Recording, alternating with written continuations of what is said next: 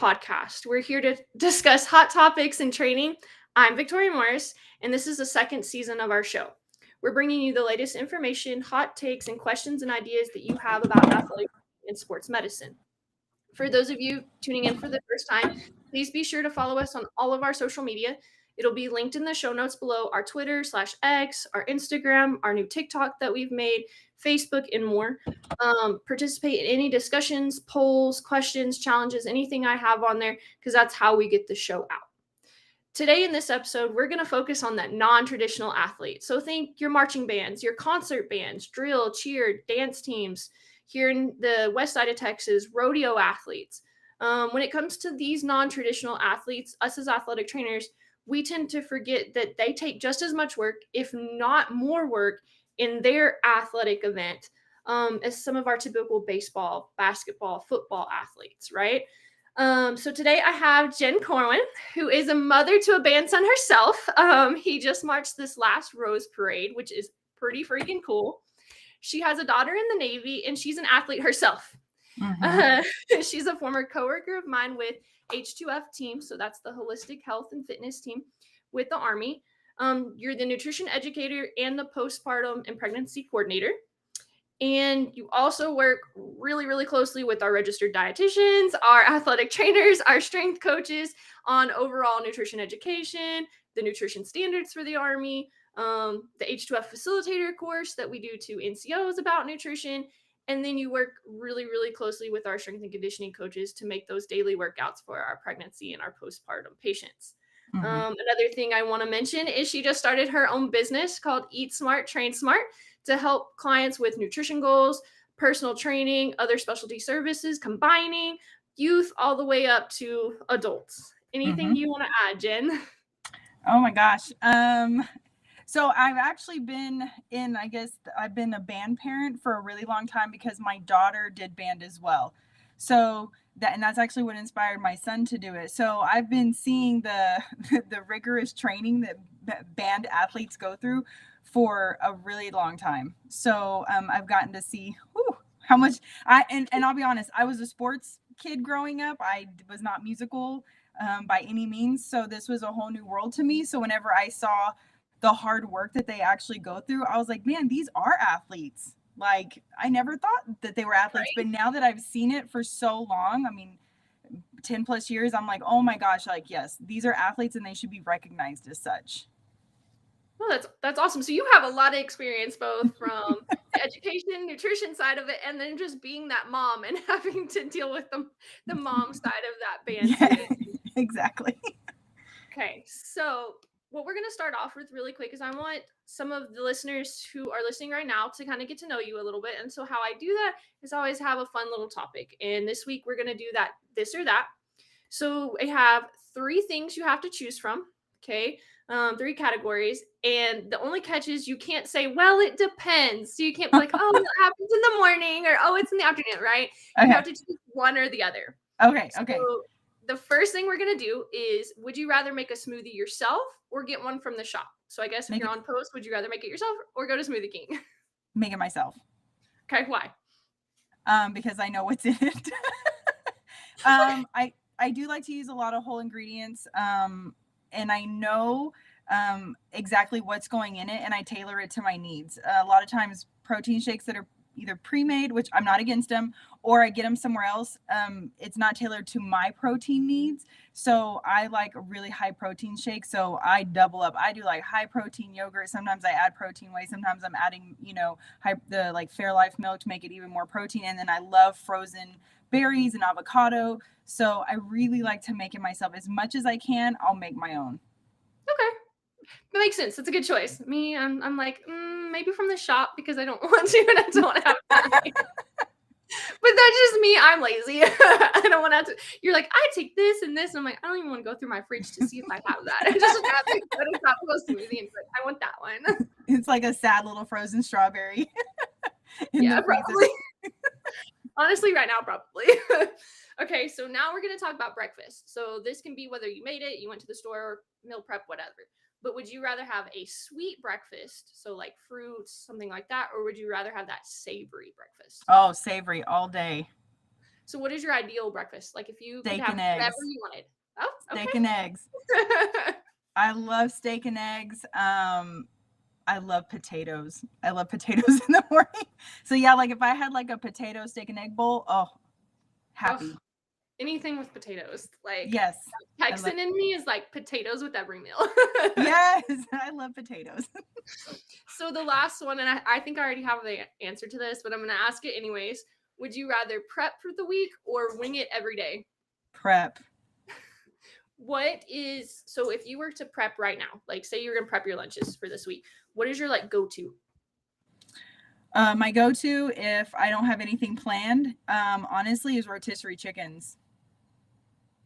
Okay. I love to go get rotisserie chickens and kind of like debone them and Uh-huh. then just weigh out the amount of meat I need. And then my sides, I rotate my sides. So this week it'd probably be rice, and then I would probably do asparagus. Okay. That's actually not bad enough. We might be adding that to the grocery Yeah, list. yeah, easy, super easy. I do those, and then Walmart has the like pre-made chicken that comes in like Yep. the little containers or whatever. I buy those a lot because it's a lot easier. That or like the meat, like red meat. I don't eat a lot of it, but when I do, I don't feel like cooking it. So I'm like, okay, it's pre-made. I'm gonna use that instead. Oh, I do a lot of minimal meal prep stuff. I do. Good. So good to know that that's something that people can do, and it's good for you. I know a lot of people Oh, are like, oh, you shouldn't do yeah, it. I always tell people meal prepping shouldn't make you feel like you have to be like a Michelin star chef. You can make it what you want, but don't expect that out of yourself. That's going to be too overwhelming. Oh, smart. Good to know. Okay, so now we're gonna switch over to our pop culture moment. So this is something that was submitted to me by several athletic trainers, and after reading it, I can see why. But last year in the 2024 NBA draft, Purdue's basketball star basically said that he consumes 6,000 calories a day to maintain his size and his performance. It was all over ESPN, TikTok, Barstool. I mean, it's been everywhere since then. And some of the questions that came in were number one, is this something that's actually doable and healthy for the average athlete? I mean, obviously he's 6 foot plus, I mean, almost 7 foot, like big guy, D1 basketball player going into the NBA. Like, but is this something that athletic trainers should be pushing to athletes of their high schools, their middle schools, or even their colleges? I think what needs to be pushed more is just the understanding that what one person does isn't always going to work for you. I think we also have to take into account that he probably has people who are helping him, and carefully construct those meals. Or even if not, even if you were just to take the name off of it and just have an athlete of that size and of that caliber, yeah, he could definitely be eating 6,000 calories a day for sure. How's he doing it? Probably very carefully, trying to ensure that he's hitting all his macros. But is that going to work for a high school athlete? Possibly. It just really depends on, their size. I mean, that's the thing, their size and their activity level. Some athletes who are actually trying to gain weight, gain muscle mass, they are having to go into a calorie surplus to not only gain, but then maintain what they've gained. Because, you've got those athletes out there who they want to be bigger. And so they have to eat more just to kind of meet those goals. And then once you meet those goals, and if you're lucky and you got a really high metabolism and you meet those goals, you got to maintain. It's a lot to maintain, especially if you're an athlete and you're staying active and you're always moving. So I think it is doable. Was I shocked by that number? No, not at all. Because most people actually underfuel. And whenever I talk to athletes and I'm telling them, hey, this is actually how much you should be eating. And then we kind of go through a diet recall, and they're underfueling by like half of their calories, or they're shocked at how many calories they're actually supposed to be eating. And it's like, yeah, this is why you're not gaining muscle mass. This is why you're not dropping body fat, is because you're not providing your body with enough fuel to not only perform, but to also maintain the muscle that you have. Oh, that's actually interesting. So I'm going to take that and add. So most athletes obviously are either trying to gain weight or lose weight. Most aren't trying to maintain, right? Mm-hmm. And when you go on the internet, and I went down a rabbit hole when I found this story, right? But there's performance trainers, there's nutrition people all over the TikTok basically that are saying this is how you should bulk, right? And I kind of threw it into two categories: the clean bulking and the dirty bulking. Which, if an athlete wants to get bigger and needs to increase the calories, what is the best way to do that for them? I mean, it's probably going to be a little combination of both. I don't think it's ever black and white one way or the other way. Whenever I have somebody who's trying to gain weight, I mean, one of the best ways is to let's look at what your fat intake is, because fat is a concentrated dose of calories, right? Because a lot of times, whenever you look at calories, you start to look at, okay, whole foods are very low calorie for a lot of volume. Well, a lot of times athletes, like, if you eat that much volume right before you have to go lift or train or whatever it is that you're doing, you're going to feel super full, super heavy, super slow, right? So sometimes it's increasing those foods that might have a little bit higher fat content, but it's also choosing what fats to get, right? I would much rather an athlete have, like, yes, a snack that's loaded in calories and maybe it's from healthy fats, so like some nuts, because nuts are actually a high fat food, right? So having some nuts and some other stuff versus just having some fries. Does that make sense? It's Yes. Yes. It's, I'm not saying they can't have fries, because I think there is a time and a place for absolutely everything. Just like candy has its place, sugar, sweets, they have their place. But if we want to look at the long-term effects of dirty bulking, then your lab work's going to be affected. And maybe it's not affected when you're super young, so you think, oh yeah, I'm going to dirty bulk and this is how I'm going to get it done. But if you also slip into that lifestyle of constant dirty bulking, and then that the dirty bulking goes into, this is what I do every day, then that's when later on in life, though, that lab work comes back, and then it's a whole thing of changing behavior. So I think it's a little bit of both. I think it's having a predominantly like a clean bulking phase, if that's what you want to go through, but also incorporating some of those higher calorie snacks that you really enjoy, because you are looking for extra calories. Okay, makes sense. So say you're eating that many calories, right? How's that gonna? We just talked about it. It affects your labs later on. So, but how's that gonna affect like your sleeping and your gut health? Because obviously calories are energy.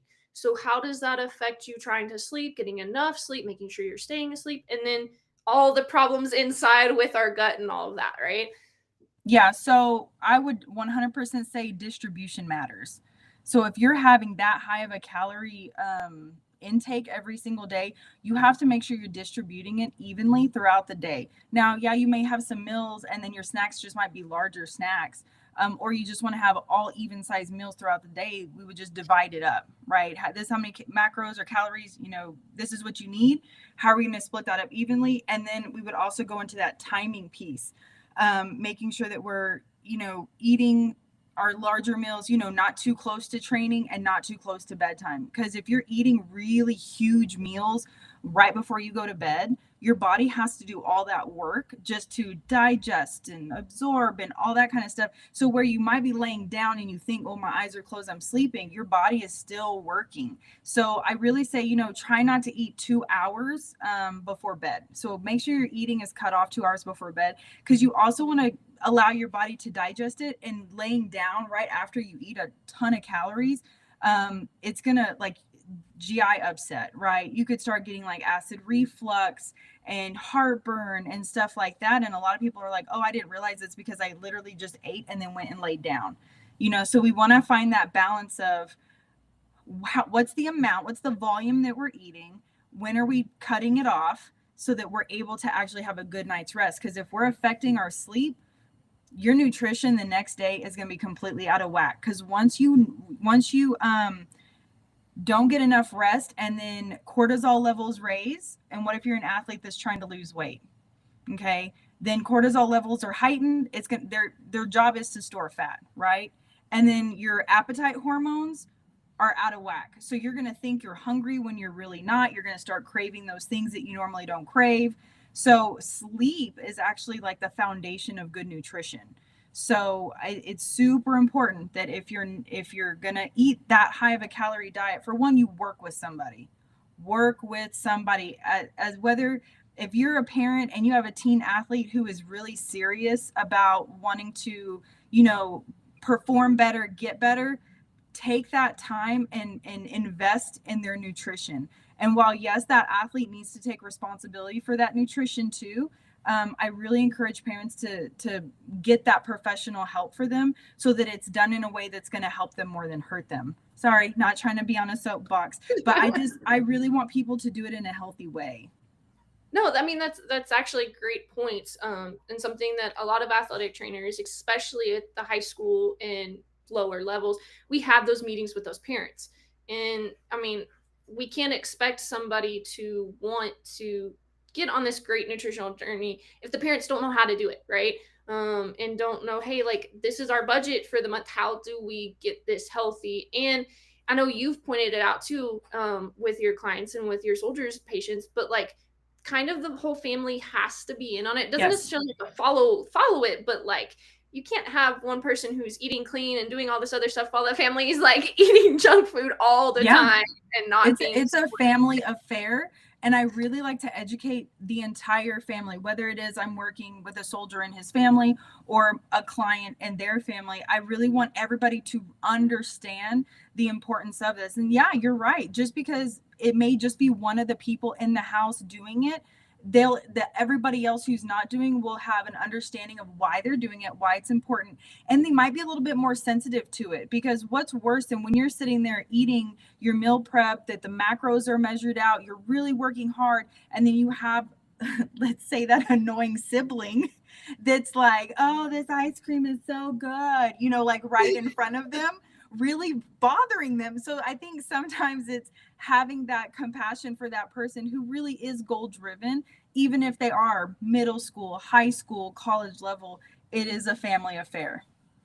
Right, completely understand. So taking that, and still on the same athlete, that Division 1 level guy, 6,000 calories, how does the athletic trainer come in when that athlete gets injured? So they're going from doing all the physical activity they needing that 6,000 calories to less. Like they're not sitting down doing nothing. But what does the recovery nutrition look like going from that highly active, high calorie index to maybe, let's just say, semi-active, injured, maybe not consuming as many calories?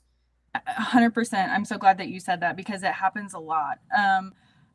What I would say is, so how I calculate calories is on activity level. And so what I always tell somebody who's injured is, okay, you're moving less, so we're going to have to eat less, right? Now, does that mean we change the quality? No, we want to still have a high quality diet, right?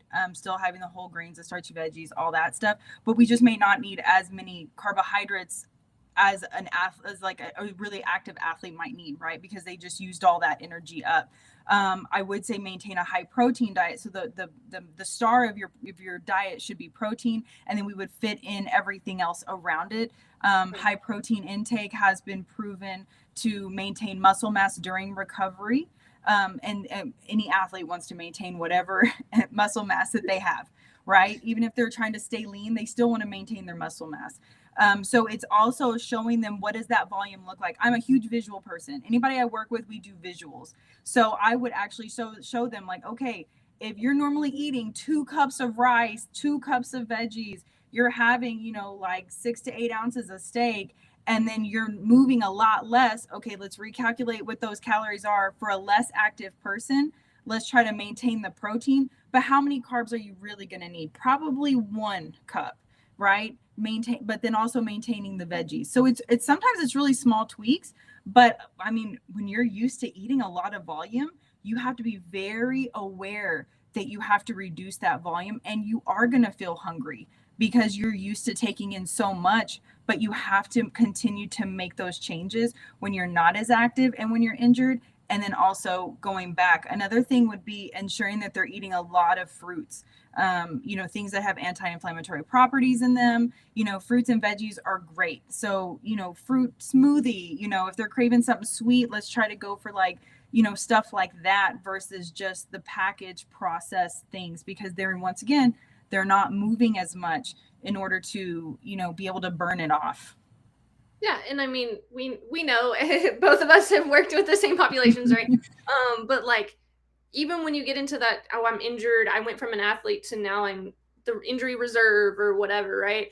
A lot of that like mental part comes into. Yes. So you have to play that, and then I want to eat this ice cream or I want to eat these cookies because I can't do what I normally do. And it's like, okay, make sure that you're not doing that and that you're swapping it in for something if you are craving that.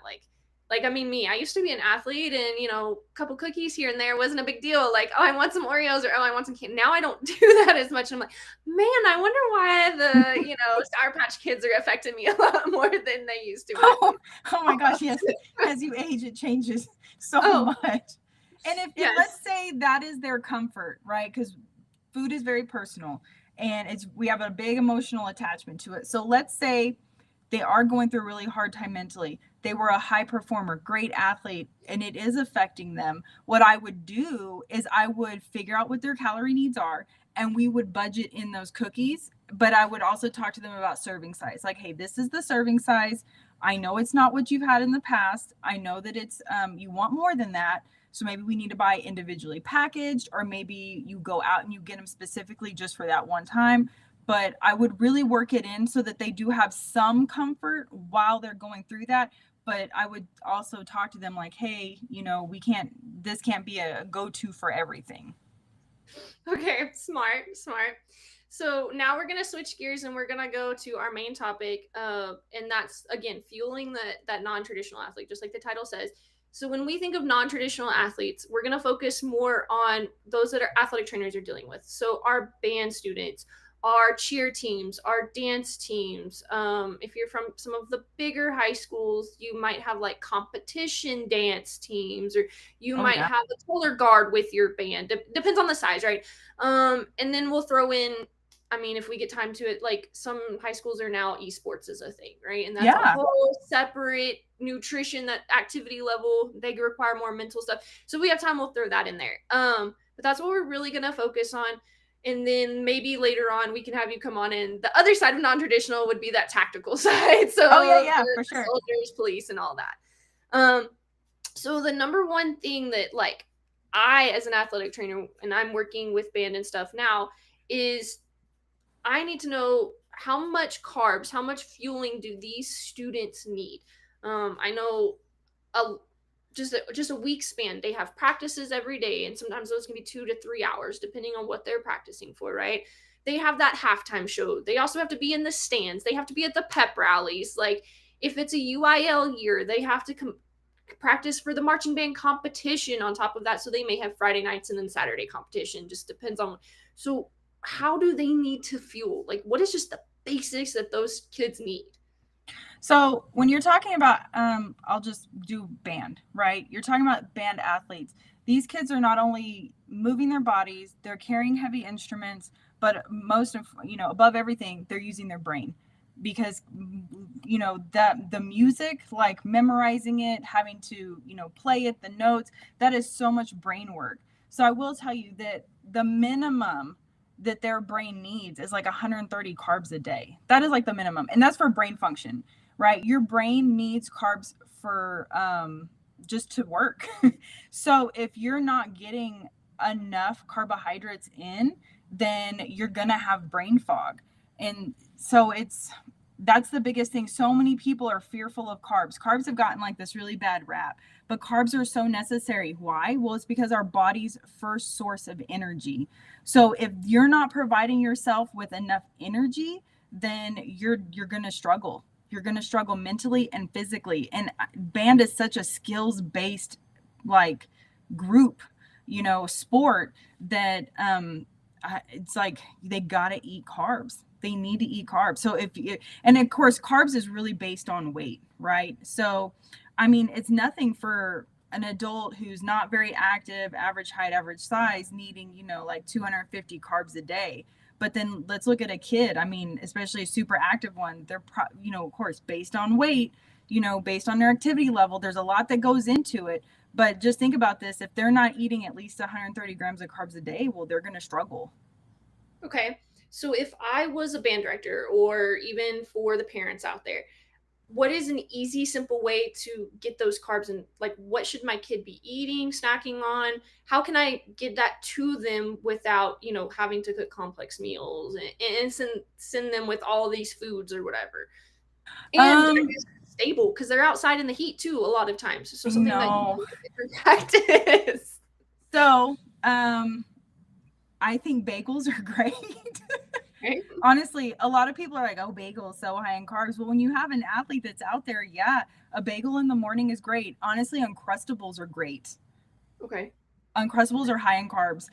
So it doesn't even have to be Uncrustables brand, right? A peanut butter Right. jelly sandwich, that's gonna be great.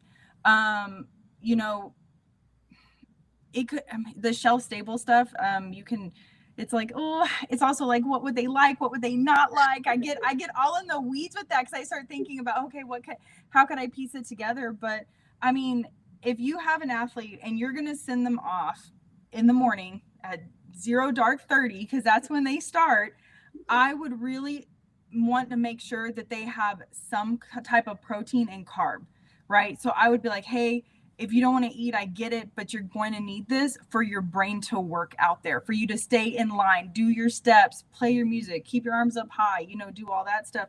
So I would say for breakfast wise, if they're not a big breakfast eater, toast, a bagel, they could even do a tortilla with peanut butter in it, English muffins, anything like that.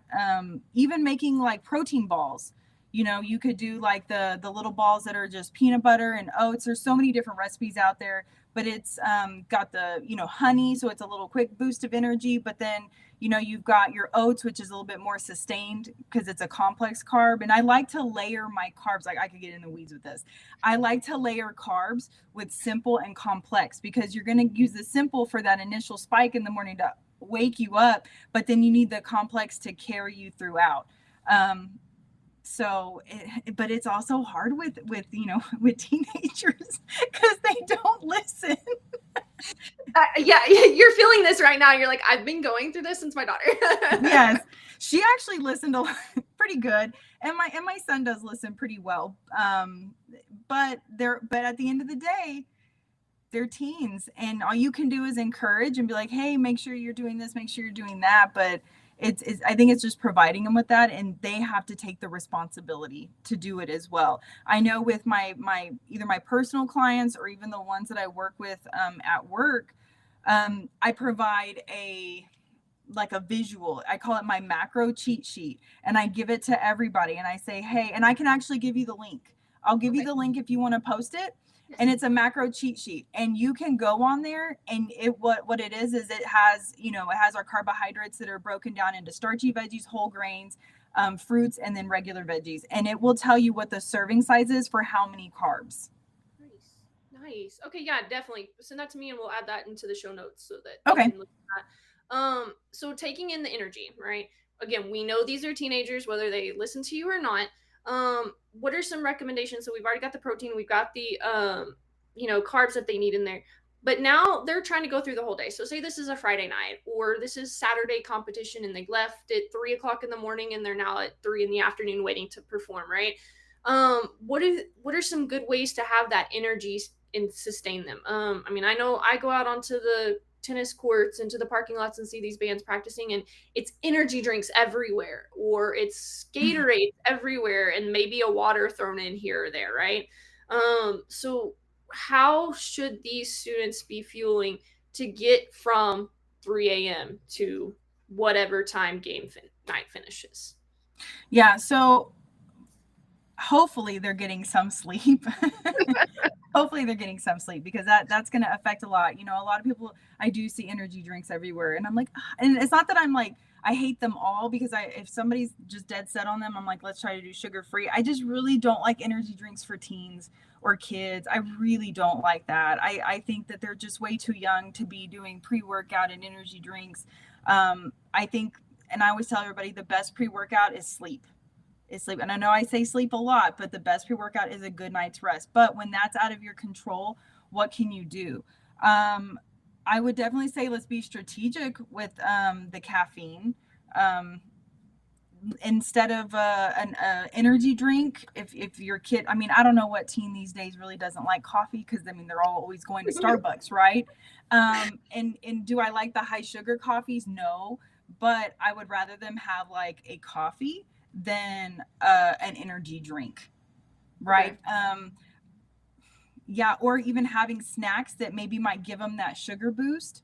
right before, whether it's tennis, like right before their match, or let's say they're, but band, I don't think they're allowed to have a whole lot like on in their stands. They're not. So a lot of it is going to be like in the bus or at school. So I know you can definitely pack them the snacks, right? So once again, if you want it shelf stable and super easy, like that peanut butter and jelly, give them some fruit, give them some nuts, beef jerky, kind of provide them with all of that, things that they have, and this is big, things that they have already eaten that have proven to not upset their stomach. Okay. Because So yeah. So if I'm a band director, make sure that it's some consistent throughout the whole season. Like I'm not going to just throw in a random new snack 3 weeks into competition. So for athletes, for people who are very concerned about their performance, the one thing that I always say is don't try anything new on game day. Okay. Because if you don't know how it's going to upset like how your stomach's going to react to it, don't do it if you're going to have to be out in the middle of a field staying in step, and then all of a sudden your stomach gets upset. And that even could be healthy stuff. Like you could even eat something healthy, and whenever you have that reaction of, you're getting hype, you're getting nervous, you're getting stressed, and your stomach just might react poorly. So really try not to eat super greasy things, super spicy things, where it may not affect you in any other setting, but it might affect you whenever your stomach is upset. So I really like to stay away from that stuff. Now, is that always the case? No, they still eat that stuff. But sometimes they pay the price for it, but just like I tell soldiers, you need to practice what you're going to perform. So if you're going to, like, whenever they do their, AFTs early in the morning, well, they PT early in the morning anyways, you have to get your body used to having those snacks super early, right? And we know football games are always in the evening, there's never an early morning game. So they've had all day, they've had that opportunity to fuel. I don't know that they're actually fueling. I don't know what they're doing sometimes, because a lot of them do fall out, not just from the heat, but from not eating. Mm-hmm. I mean, that's one of the first things that we as athletic trainers tend to ask, whether it's a football player or, a band, they pass out, they fall out. And it's like, what have you had to eat or drink today? Like, yep. And it can be nothing. I haven't had anything at all, or I haven't had anything since breakfast, or it's, I had a soda and pizza. Whatever was offered. Yeah. Like I had pizza or whatever was offered to me. And then other times, yeah, I got hot. If they're like, hey, I had this, this, and this, and they can list it off, and it's like, okay, then it's probably more the heat, not so much what you ate, right? So you mentioned it a minute ago. On the bus is usually the only time they really have like that opportunity to really eat before they go up into the stands or they go to their competition. So what are some things you would suggest? Concession stands, because I know a lot of band competitions and obviously Friday Night Lights, like the concession stands are open. In that little third quarter, when they get their break from the halftime show before they have to start playing it, what are some things they can eat at a concession stand that would be okay for them? Like, obviously, we're not talking candy, we're not talking sodas, but like, what are some options that they might have? Yeah, I'm actually pretty impressed with the concession stands here, because before, when I've lived other places, like they never had like restaurant food brought in, and so they definitely have that here, which can be, both positive and negative, stuff like that. Some of the main things I would say is popcorn would be great. Popcorn, beef jerky. If they're going to go up there and they have, let's say that in their water jug, because I know a lot of them have to carry water jugs. Let's say, and they're only putting water in there. Go get a Gatorade, go get something like that. If you really are like super hungry, and let's say they have hot dogs, I'm not going to say don't have a hot dog, but I'm also not going to, maybe have one, but don't have like a chili dog, where it's just going to totally destroy your stomach. Because I just think about when they get on that field in the heat, how's it going to affect them? I think about that. You think about that. Parents think about that. Kids don't think about that. Right. Exactly.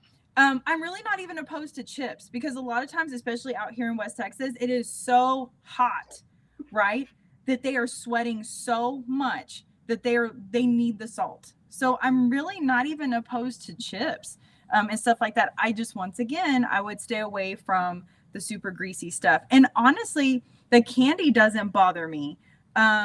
let's say that, because a lot of band competitions, they perform once to see if they move forward. If they move forward, they're performing again. And so sometimes, I would rather, for energy wise, I would rather a band kid, and once again, they've tried this, they've practiced it, it works for their stomach. I would rather them have some candy before they go on that field than an energy drink.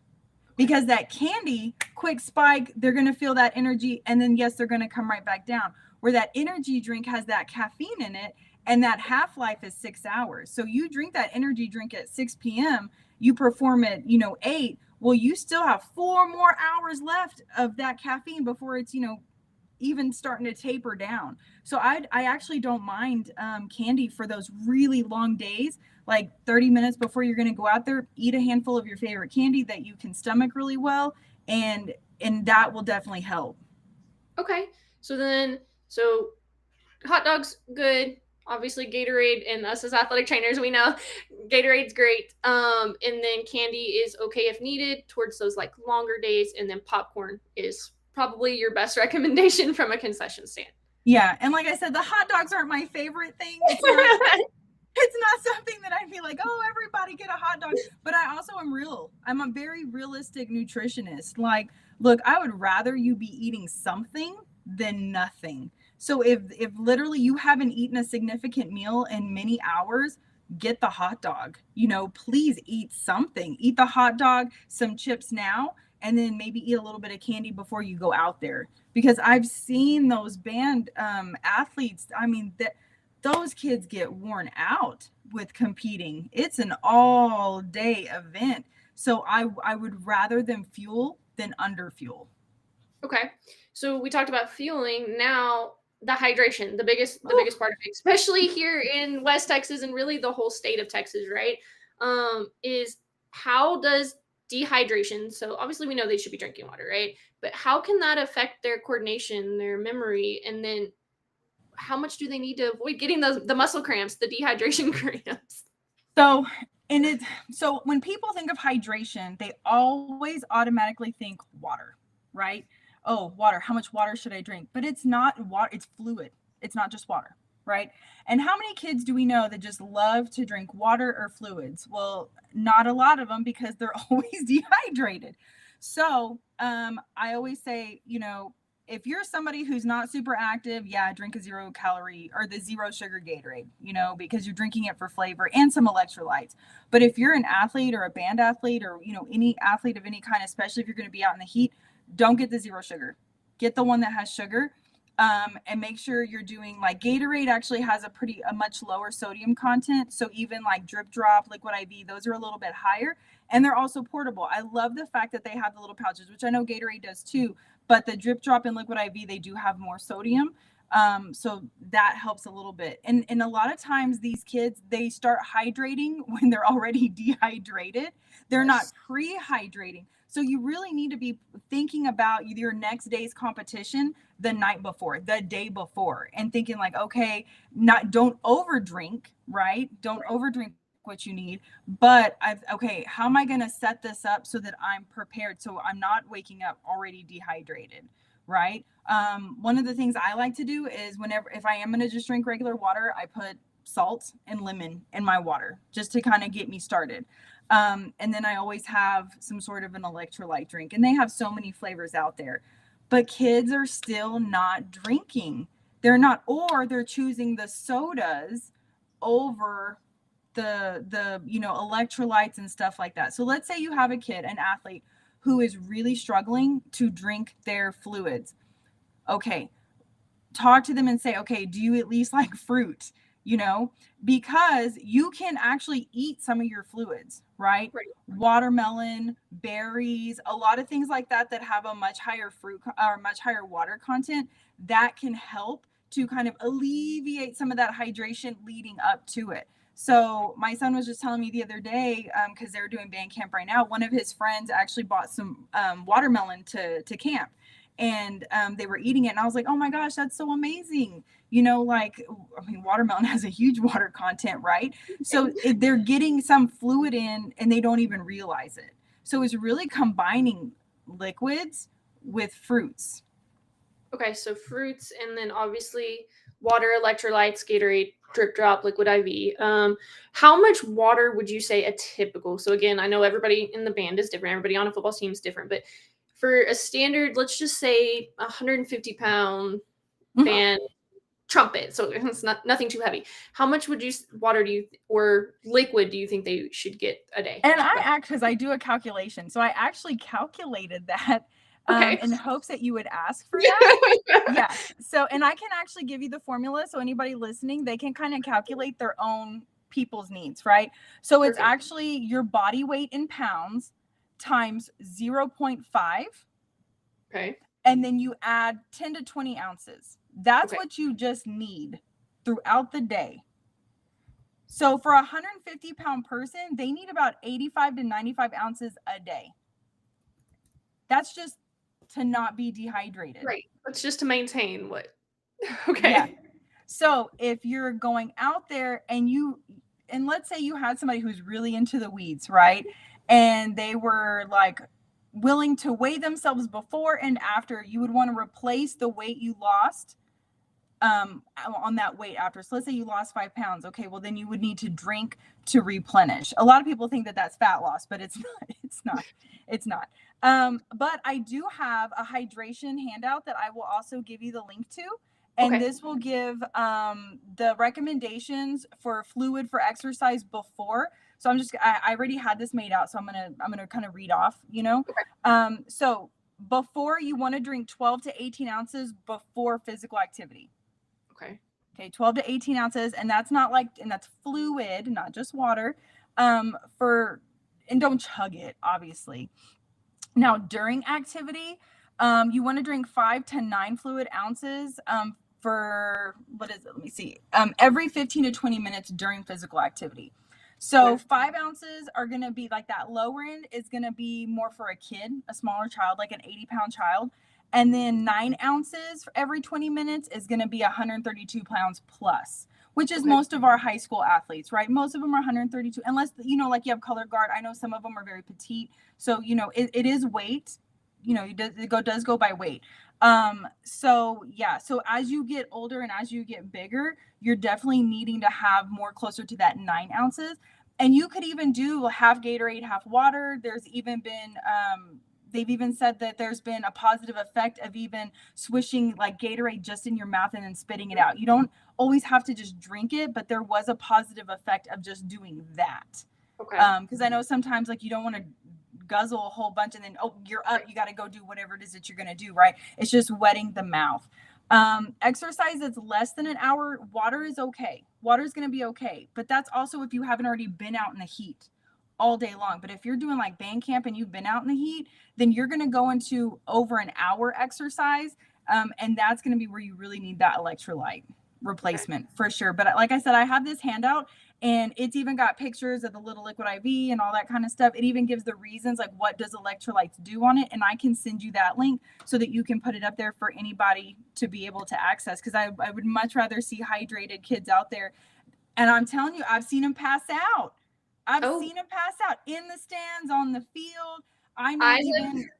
When I was covering like small 3A rural high school Texas, at least once a game, I was called to the stands to go take care of somebody. And it first things out of my mouth, how much food and how much water did you have today? Yep. And they spit it off. And I'm like, okay, then it wasn't that, it was the heat. Or it's, I haven't had anything since lunch and it's Friday night. Okay, so you haven't had anything since 11 a.m. this morning. Like, that's your problem. And you turn around and you look at it and you're like, somebody just give them something to eat. I don't care what it is. Just give them something. Yeah. And just for reference, like one bottle, just your Dasani Aquafina bottle is like 16.9 ounces. So you're saying that roughly most of our high school kids need about half a bottle of water for every 15, 20 minutes of practice. I mean, that's how much we're going through just to maintain what they are not. And that's so the water is for under an hour and electrolytes is for over an hour. So yeah, they're needing a half a bottle of something. That's a lot.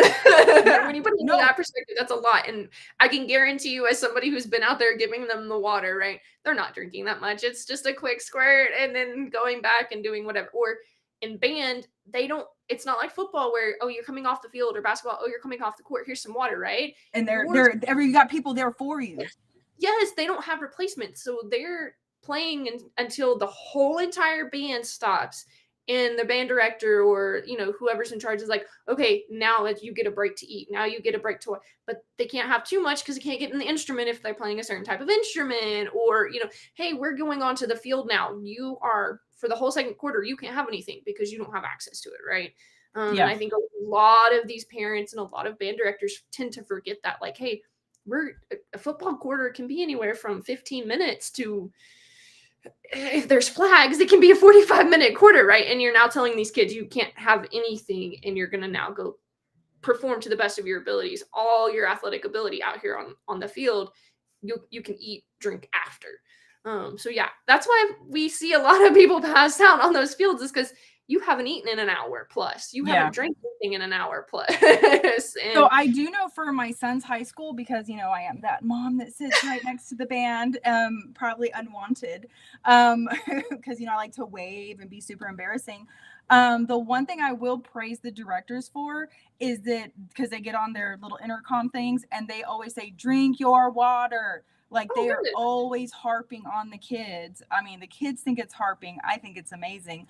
But they're always telling them, drink your water. And they're actually, so I know for the band my son's in, they're required to bring their water jug that has their name on it, and they're required to always have it. If they don't have it, then they get in trouble. So, and it is supposed to be full of water.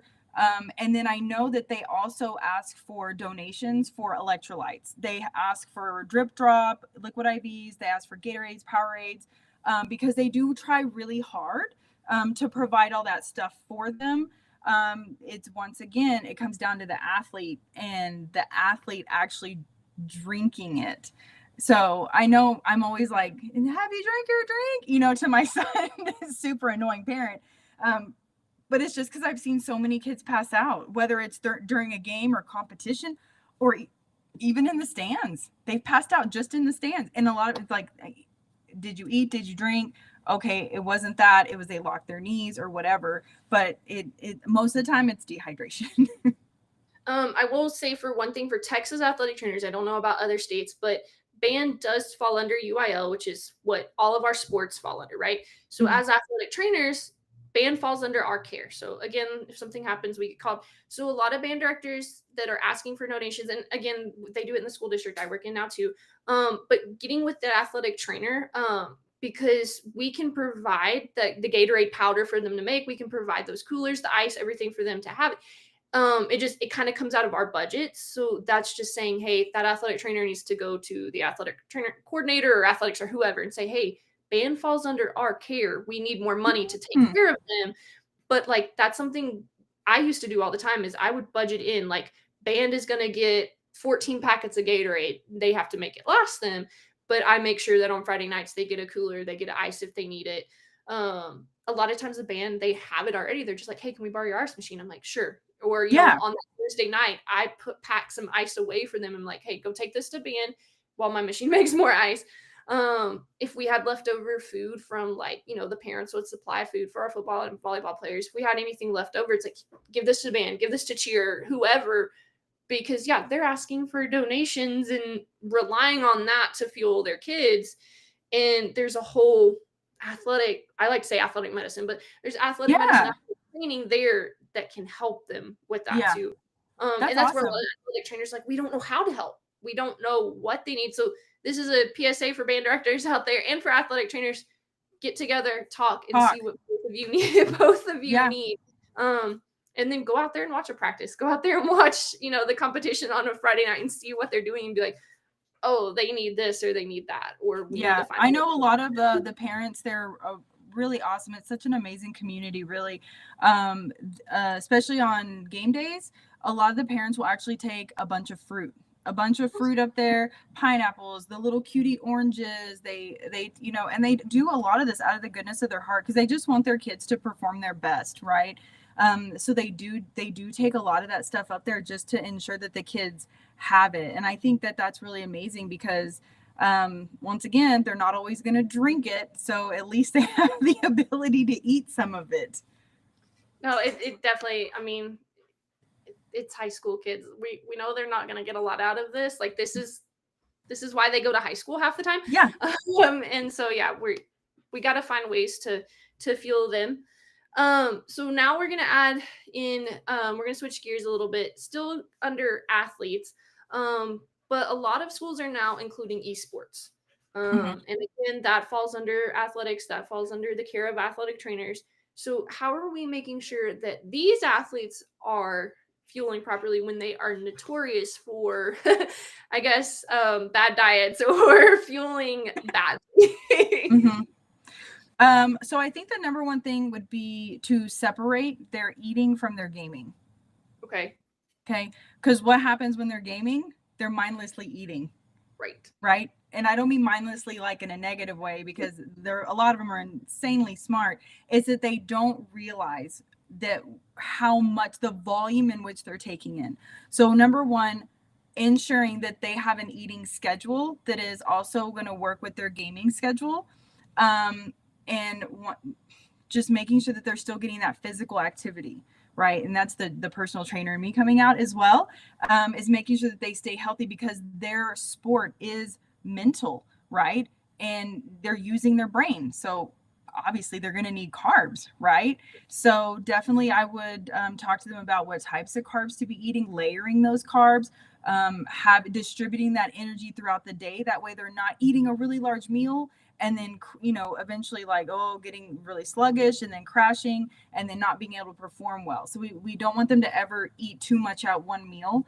And something that I forgot to mention, which I think is super important for esports, but really any athlete is creatine. Okay. That was actually one of our questions that we've gotten, is the use of creatine, an average dose, 3 to 5 grams. That's like a little scoop out of a thing. Monohydrate, creatine monohydrate is so important for any athlete and is completely safe. And it's the most studied supplement. So I would really say to ensure that all your athletes are having creatine. Now, dosage wise, I would work with a nutritionist or registered dietitian if you want to dose higher, because there are higher cognitive benefits for higher dosage, right? But I would not give that recommendation out just because I don't want anybody to misuse that information. But creatine is super, super important. No, it's not going to make you gain weight. It's not going to dehydrate you. It's not going to do any of that stuff, right? I mean, there's a lot of myths around it. So I would definitely say, especially for, band and esports, because it's so cognitive. Not saying football and soccer. I mean, you have to be, in it, know your plays and all that stuff. But especially for an athlete who's just, their mind is just straight there on that screen and they're having to focus. Creatine is super, super beneficial. Once again, just like, I would an athlete, if let's say an esports, they're about to do, a game, a mission, a match, whatever it is that you're playing. That's when I would do that spike of energy right beforehand. But I know that esports misuses a lot of stimulants. I'll say that, stimulants, right? So I would really want them to try to not use as many stimulants and focus on their eating habits and their sleeping.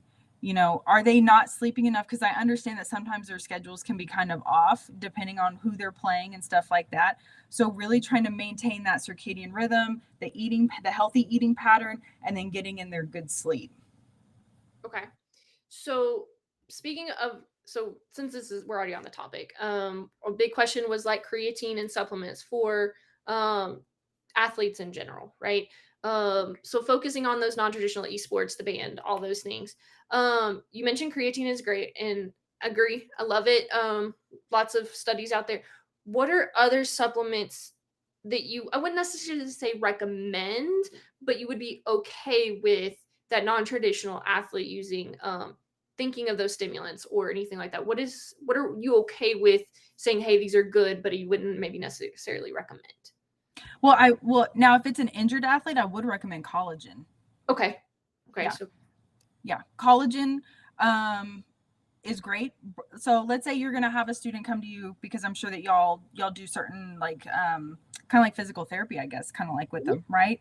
Yep. If they were to have some collagen with some orange juice, mix it up, because vitamin C kind of helps you absorb it. Then right before that they do that session with that athletic trainer, it's actually going to help that injury a little bit more, right? Okay. Especially if it's like ligament tendon stuff like that. But I'm huge on collagen anyways, just because, once you hit your 20s, and this is like for the old, 20 and up, your body produces less and less of it. So I'm really big on collagen. I'm big on creatine. And if we want to talk about supplements, all supplements, I mean, I'm a huge supporter of protein powder. It's really hard for some people to get all the protein that they need in, and it is shelf stable. So you can really like take it with you anywhere, store it anywhere. I have protein powder. I also sometimes I'll buy like those Fairlife protein shakes at the convenience store if like I'm low on protein, or I'm in a rush and maybe I didn't have time to make my smoothie, then I'll grab one of those. Caffeine, I don't mind caffeine. I think caffeine is great as long as it's used appropriately. I mean, you've got a lot of people who are misusing it, and I mean, they're going way over the recommended dose. They're doing like 500-600 milligrams a day, and then they wonder why their performance is not good the next day, why they're not able to sleep, why they feel jittery. They think that they have, like, I have anxiety, and it's like, no, you're just drinking 800 milligrams of caffeine, so you can't calm down, and then they feel all like hyped up, and then they can't even calm down enough to perform well. So I think a lot of supplements do have their place, and some of them do have a placebo effect, right? And if it does, it does. But I think it's just how you use it, and of course, age appropriate. So I mean, kids are drinking, like I said, Starbucks and stuff like that. So to say that they can't have a coffee, that's ridiculous. Okay. So taking all of that, and say you were given 3 minutes to stand. So you yourself are given 3 minutes to stand in front of the band parents before the year. What are the topics or things you would say to really highlight and iterate to those parents in that little like elevator speech, that little introduction speech to them, to say, hey, this is what you need to know for the year. This is what your kids need to know, and come see us if you have any other questions, right? Mm-hmm. What would you say in those like 2 to 3 minutes? I would say, first and foremost, never be afraid to ask a question. Never be afraid to ask me something for your student or for your athlete. That is why I'm here. I'm here to help them. A lot of people don't want to ask questions because they fear, well, it's a stupid question, or I don't know my kid, or I don't know how to parent because I don't know this information, right? It's okay to not know everything. You probably know everything about something else, but let me know everything about this and help you, right? So first and foremost, being able to just come and ask for that help. Two, it's, hey, we got to keep these kids hydrated. They have to be drinking fluids, because if they're not, they're going to be more prone to injury because they're going to be disoriented. Whenever they fall, some of them are carrying really large instruments. They're going to hurt themselves. So if we want to keep these kids safe, we have to keep them hydrated. Number two is these kids need to be eating, but they also need to be eating healthier foods. I understand that teens have a kind of a specific diet, and I'm okay with that, right? It's about compromising, having some things that they really enjoy, but really trying to encourage them and educate them on the benefits of eating the healthy foods, right? So it can be a mix. It doesn't have to be all or nothing. It can be a mix of something. If they want to eat pizza rolls, then they need to have just as many broccoli as they do pizza rolls. So I would definitely go into telling them a little bit about the importance of that. And then I would really, really emphasize, and this would be for everybody, parents and band directors, sleep. Okay. Sleep should be the priority, because teenagers actually need more sleep than adults. They need more sleep. And I can't remember how much it was. I think it was like teenagers need like 10 to 12 hours or something like that. But yeah, because going on my little sleep, and I would probably do this too. I'd go on a little, soapbox on sleep. But if your body cannot repair itself, and at the same time it repairs the brain, right? So if your child is not getting off the devices or getting home super, super late, and they're not able to get sleep, then their brain and their body are not going to be able to even repair for the next day. If your brain doesn't have so many REM cycles to be able to wash off that plaque, to be able to be refreshed for the next day, you're going to be foggy, you're not going to remember things, and you're going to get frustrated with yourself. And let's say you're also, have a little bit of an injury. How's your body supposed to repair that injury? So you need to be able to provide yourself with all of that. Now, I understand that sleep is not going to always be priority, and they're not always going to get that much sleep, right? But on the days when there is no reason why they shouldn't be getting a lot of sleep, that's what they should focus on. They should focus on getting adequate sleep. Okay. So basically, sleep number one, hydration and fueling, and then ask if you have questions, reach out. Yeah. If somebody did, so whether it's an athletic trainer or whether it's the family or the kid that has questions, what are some things that you would say you would like them to come to said meeting, or however they're meeting you, have, like, what are some things you typically ask off the bat? What are you currently doing? Like, let's say they're like, oh, I want my child to be able to eat healthier, right? Or I would be like, okay, well, what are you currently doing? And if they're like, oh, well, just give me a quick rundown of, like, what does a typical dinner look like? Do they eat breakfast? Stuff like that. And if they're like, well, they don't eat breakfast, I'd be like, cool, let's start there. Okay. I would just want, like, you have to be your own historian when it comes to your diet, right? So that would be things like, come to me with the information, that you already have, be willing to share it so that I can help you. Because a lot of times they're just not eating breakfast, right? Which kind of sets the tone for the day. And if they don't like breakfast, I'd be like, okay, well then let's do, like I said, like a quick bagel, or because it's not a full meal, or what about a protein shake in the morning? Because my son, he does not want to eat breakfast. He does not. He won't. I've made it. He doesn't eat it.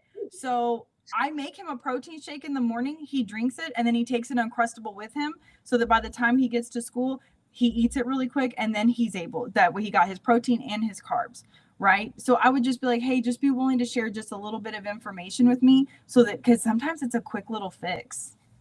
Okay. So if you were to recommend, or if I as an athletic trainer were to recommend, you would probably say like a food journal, or any kind of, like, with sleep journals added in and times and stuff would probably be the best thing. And then just be willing to give that up. Be like, here you go. Or pictures. I love pictures. Okay. I actually prefer pictures. I don't even need you to, like, write it down and all that kind of stuff. Like, I know, and kids always have their phone. So if they tell you they can't take a picture of their food, then they're lying.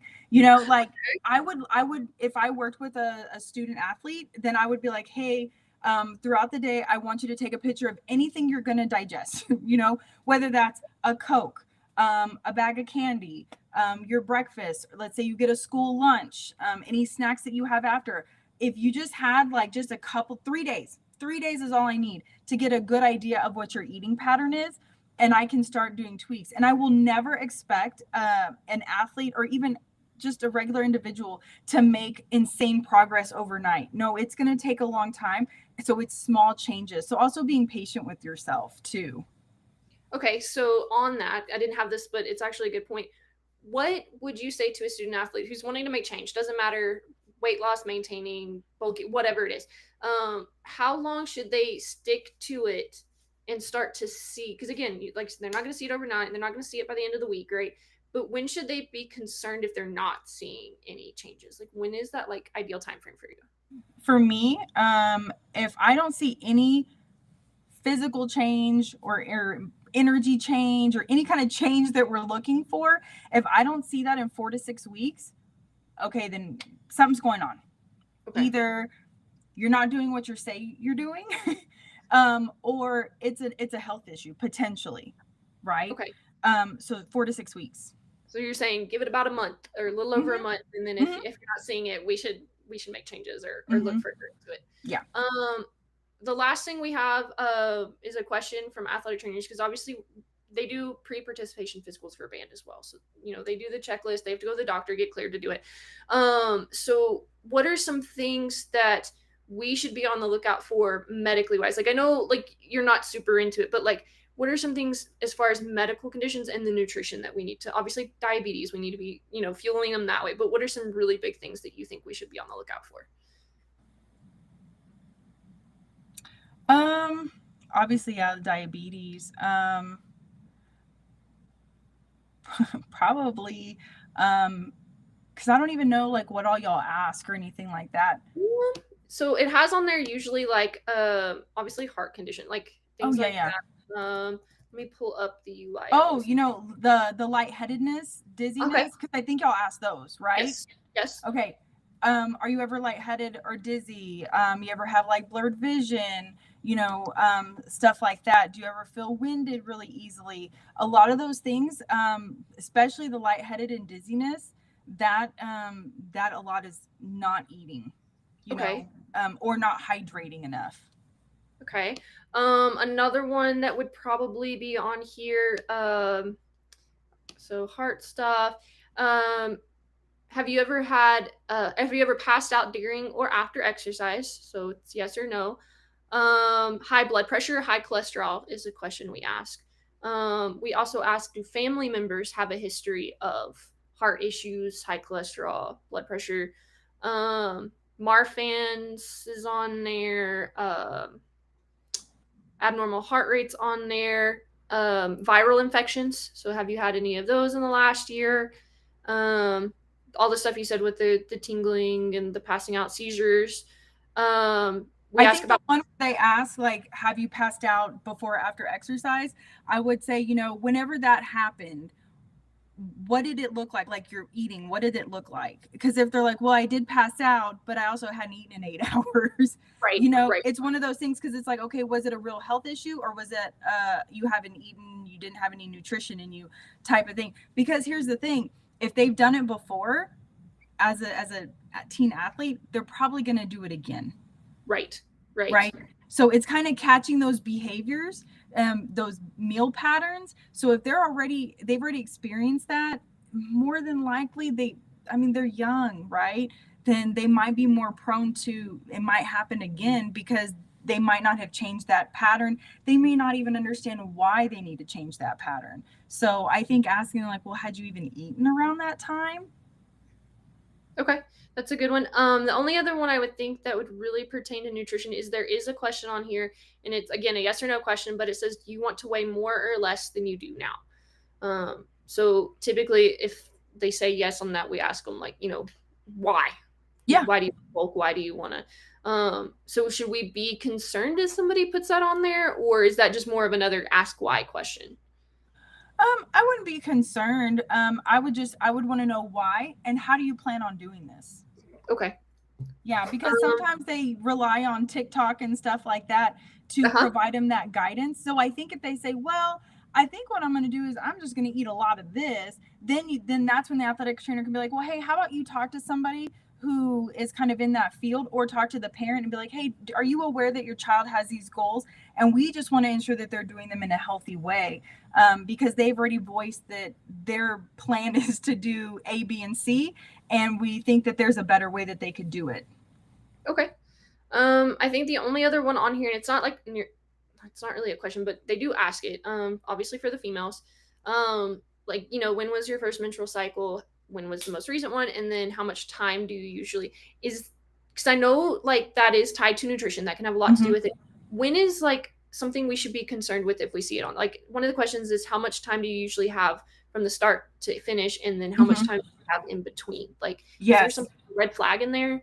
Yes. So if you have a female who is having really heavy periods, and they may already have endometriosis, we don't know, right? But their periods are long in duration, they're very heavy, they could be at risk for being anemic. A lot of females who cycle, they are anemic. And so I think knowing that is really important, because you can be like, okay, this athlete, we might need to watch them, because what happens when you're anemic? Well, you get lightheaded. And maybe it's, taking all of this and combining it. What if you have that athlete who's like, yes, I have been dizzy, I have passed out, their nutrition's on point, but they're a female who has like a period for, 8 to 10 days, they bleed very heavily. I mean, I've encountered that. And it's like, okay, it's the anemia that is causing the lightheadedness. They're not getting enough oxygen. And so that's the culprit, right? So it's kind of taking that whole picture approach and being like, okay, this may be it.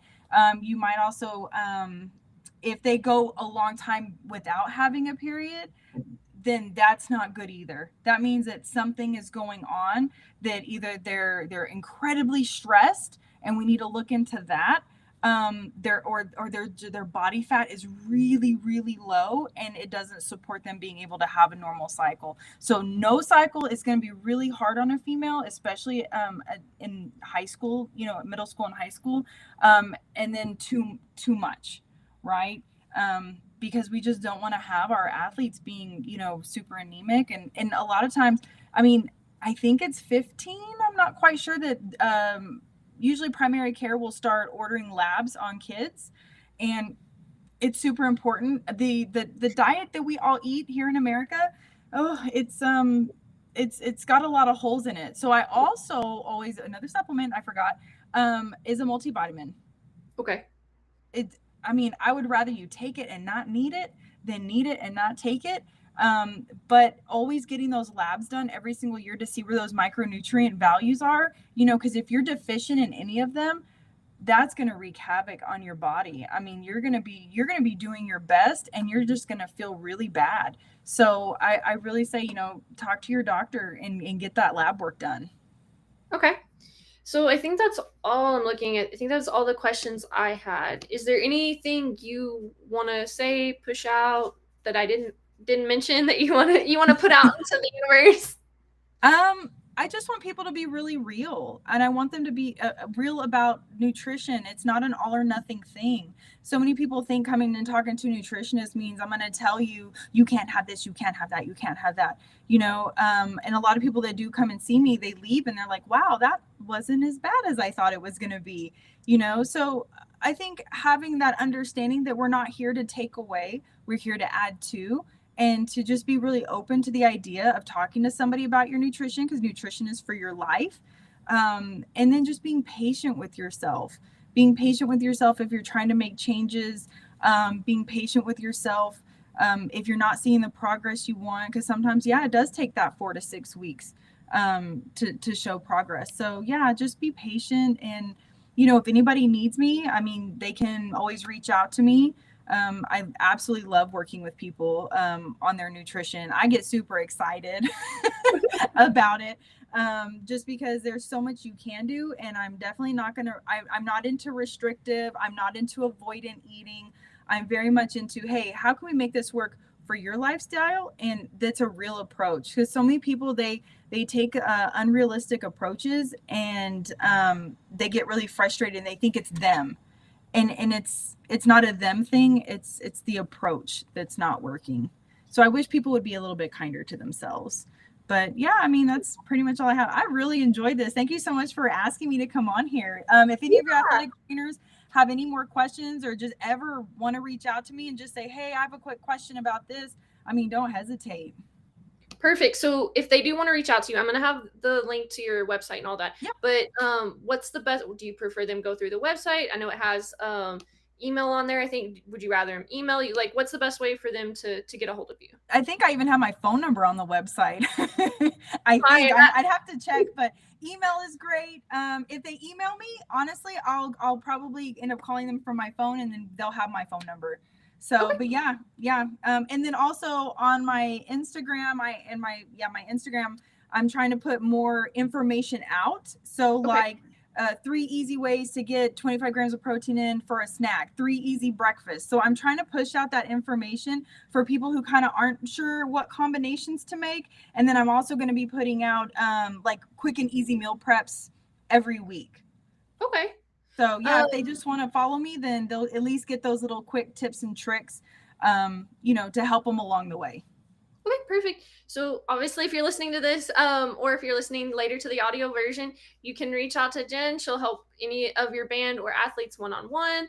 I'm sure you're willing to do like a Teams meeting or come out if it's here in El Paso to any of the high schools. I know you would love to do that. So again, just reach out to her and via email, text, whatever, and get her to do all the wonderful things you do. Again, she's also got that personal training on the side. So if you have any band kids that are wanting to look more into physical activity or you have those athletes who need more of that one-on-one that their sports coach can't provide, she would be a great resource for that as well. Just trying to out there, help your business out a little bit. And I love teaching classes. I do nutrition 101 classes. I do performance nutrition where we get deeper in the weeds. I can really tailor a class to what anybody needs when it comes to nutrition. So yes, reach out. Having sat in on her classes, they're great and they're really practical. Anything from, what to buy at the grocery store, what's cheap and what's good for you, to here's how to make a cheap meal. I mean, like you taught one of my soldiers how to cook Yes. in the barracks, which is, if you think about it, that's like a college dorm. They don't have access to a true kitchen, right? And he still mentions that today, like that she's the reason that, I know how to cook now. Yes, I loved it. Well, I want to thank you for coming on the show. For those of you that are listening to this in the audio version, it'll come out 2 days after this airs. But again, if you have any questions, information, all of Jen's information will be linked at the bottom of the show notes, her social media, her website, and ways to contact her, and then all the information she's going to send to us to share. I hope that you had a lot of fun, Jen. I know I did. And I hope that our listeners were able to get some good advice and maybe a better understanding of how to hydrate and fuel for those non-traditional athletes. To anybody listening to this, if you want to get in on the action and be a part of our show, make sure to follow us on all our linked social media. Again, participate in those polls, those questions, those challenges I post on each social media, and then tag us in any topics or submit episode ideas.